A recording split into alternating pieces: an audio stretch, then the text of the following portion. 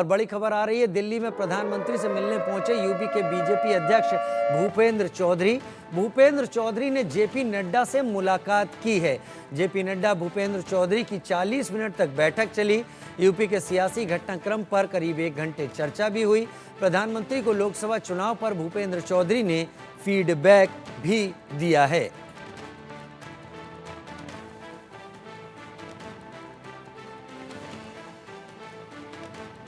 प्रधानमंत्री नरेंद्र मोदी, गृह मंत्री अमित शाह को फीडबैक उत्तर प्रदेश बीजेपी अध्यक्ष भूपेंद्र चौधरी की तरफ से दिया गया और इसके जरिए प्रधानमंत्री ने वस्तु स्थिति और हकीकत को जानने समझने की यहां पर कोशिश की।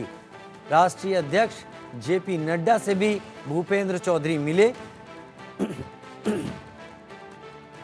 लेकिन भूपेंद्र चौधरी से कहीं बड़ा मुद्दा केशव प्रसाद मौर्य ने इस वक्त सामने लाकर खड़ा किया हुआ है। संजय शर्मा का रुख कर लेते हैं। मेरे साथ संजय शर्मा लगातार जुड़े हुए हैं। संजय, पिछले चुनावों को देखें, लोकसभा चुनाव को, जहां पर बीजेपी को 33 सीटें मिली थी। हालांकि उम्मीदें बीजेपी कह रही थी कि वो 75 से ज्यादा सीटें जीतेगी और 75 से ज्यादा सीटें जीतने में एक अलग ही बीजेपी का कलेवर होता।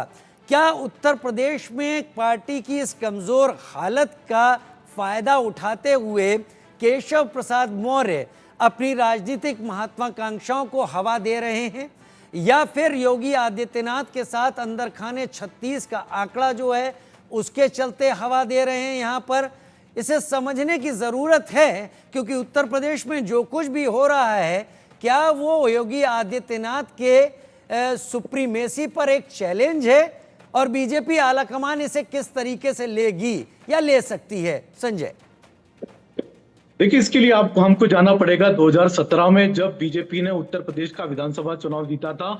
उसी दिन से केशव प्रसाद मौर्य अपने आप को भावी मुख्यमंत्री के तौर पर देखने लगे थे, लेकिन पार्टी आलाकमान ने फैसला किया योगी आदित्यनाथ के नाम पर, और योगी आदित्यनाथ को जब मुख्यमंत्री बना दिया, उसी दिन से तभी से केशव प्रसाद मौर्य के मन में, दिल में कहीं ना कहीं चोट पहुंची थी, और उसी दिन से उन्होंने योगी आदित्यनाथ को मुख्यमंत्री के तौर स्वीकार तो कर लिया था, लेकिन दिल से कभी भी स्वीकार नहीं किया।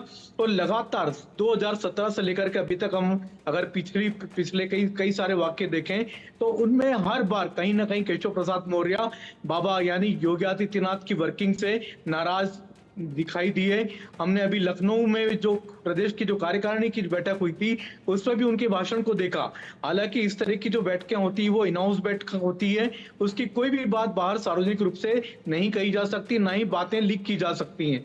लेकिन केशव प्रसाद मौर्य का वीडियो भी लीक हुआ, उन्होंने बाद में आकर के मीडिया से भी बात करी, लगातार हमने देखा, एक्स पर पोस्ट भी किया उन्होंने, कई बातें, कई संगठन सबसे बड़ा होता है, ये सबको पता है कि संगठन व्यक्ति से बड़ा होता है, लेकिन उसमें आप भी तो शामिल हो जाते हैं केशव प्रसाद मौर्य, संगठन में के व्यक्ति आप भी तो हो जाते हैं। और जहां तक उनकी अनुशासनहीनता की बात है या उनके बयानों की बात है, तो उसको काफी गंभीरता से लिया केंद्रीय आलाकमान ने, केंद्रीय नेतृत्व ने, और उनको साफ शब्दों में हिदायत दे दी गई है कि आपको आपकी इस तरह की हरकतें बर्दाश्त नहीं होंगी, क्योंकि आने वाले समय में 10 विधानसभा सीटों पर उपचुनाव लड़ना है, उत्तर प्रदेश में होना है, और उनमें सभी में बीजेपी चाहती है कि चुनाव जीते, क्योंकि लोकसभा चुनाव के बाद ये एक बड़ा चुनाव होने जा रहा है उत्तर प्रदेश में, और बीजेपी की निगाह उन्हीं पर लगी हुई है।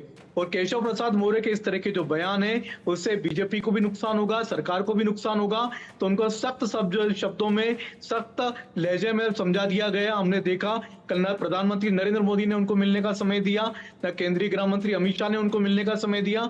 आखिरकार उनको लखनऊ लौटना पड़ा, और लखनऊ भी लौट करके मीडिया से उनको दूरी बनानी पड़ी। अभी तक उनका कोई बयान, कोई सोशल मीडिया पर उनका पोस्ट सामने नहीं आया है। इसका मतलब साफ है कि केंद्रीय नेतृत्व ने उनको सीधे सीधे सब शब्दों में सख्त चेतावनी दे दी है, नहीं मानेंगे तो फिर उन पर कार्रवाई हो सकती है। नहीं मानेंगे तो उन पर कार्रवाई हो सकती है।